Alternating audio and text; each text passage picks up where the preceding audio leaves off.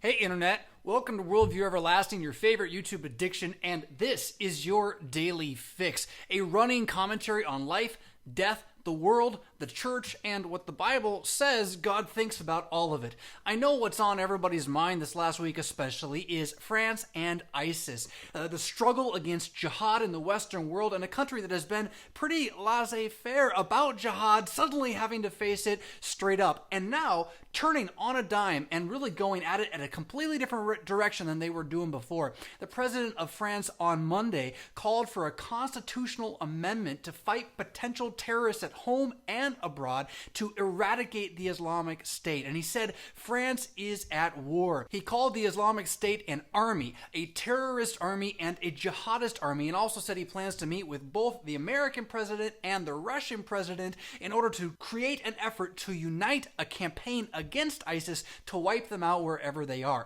Now, there's everyone and anyone talking about this politically, but I gotta really ask, how as Christians do we respond to this? And specifically for those of us in the United States, how do we as American Christians respond to this? And there's three things that I think you want to keep at the front of your mind.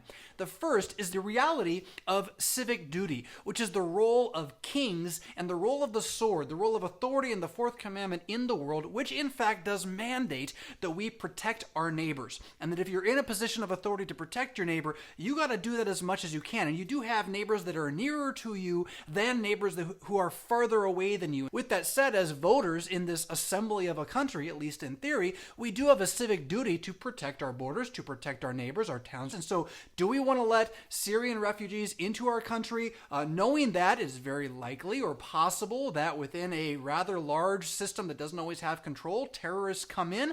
Well, that's something that as a citizen, you're totally within your rights to do that. On the other side, there is the role of the Christian as the sojourner in this world of your own right, one who lives with a charity about this life, recognizing this life is going to end, doesn't really matter in one sense, but that the treasure is in heaven because of who Jesus is and what he has done on the cross. And in that regard, it is a fact. So let's say all of this happens and we got some Syrian refugees as your neighbors in your town. How do you treat them? How do you as a congregation and as a church respond to them? And it's perfectly within your rights as a Christian to also say, I don't care what happens. I want to have these individuals here and care for them as much as possible. The beauty, I guess, of the American Republic is we can debate these ideas, but neither one is inherently unchristian. That's fairly important to recall. They're both just coming at it from two different sides of, say, the two realms or the two kingdoms theory.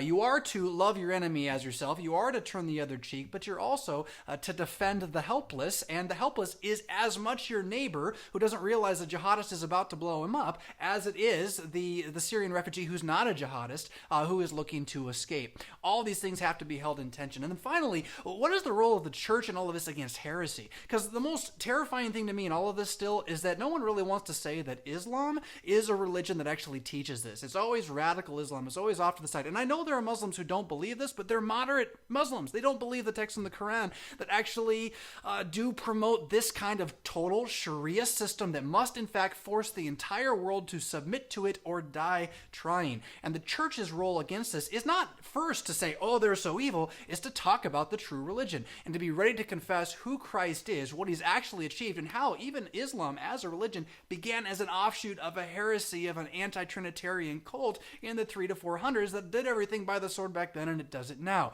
Our answer is so different than that. Our answer is a man who in history died and rose for the sins of the world, and I think that gets lost when we get into a big debate about whether we should close our borders or whether we should let in immigrants from everywhere no matter what. Both of those are important things, but as Christians, above all, in the midst of this, we need to be proclaiming, here's the fact, no matter what happens, if we let in jihadists and they blow everything up, Jesus wins. No matter what happens, if we fail to serve our neighbors in Syria by letting them in and they end up dying over there, Jesus wins. And praying for that fact that people would hear this truth, sending missionaries to make sure that is spoken even in the midst of dangerous areas, that's what Christians probably should have on their minds more than about, well, how do we protect our own in this life?